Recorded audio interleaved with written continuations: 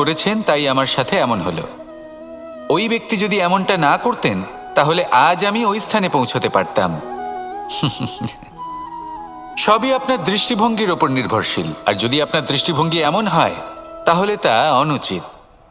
সত্যি কথা বলতে এই সংসারে ভিন্ন ভিন্ন ধরনের মানুষ আছে। এটা আপনার ওপর নির্ভর করছে কিভাবে তাদের স্বাগত জানাবেন। একবার ভাবুন, আমি আমার দুটো হাত সামনে নিয়ে এলাম, দুটো মুঠো খুলে দিলাম।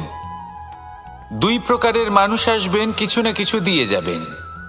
এই মুঠো যদি আমি বন্ধ করে দিই তাহলে না কেউ আমাকে কিছু দিতে পারবে, না আমার কিছু যাবে আসবে। নিশ্চয়ই বুঝতে পারছেন এই দুই ধরনের ব্যক্তি কারা এবং তারা কি দিয়ে যান। আমি যদি নিজের মুঠো খুলে দিই তাহলে কিছু ভালো মানুষ আসবেন, আমাকে আনন্দ, সন্তুষ্টি, জ্ঞান প্রদান করে যাবেন, ভালো অভিজ্ঞতা দিয়ে যাবেন। কোনো খারাপ ব্যক্তি যদি আসেন তাহলে তিনি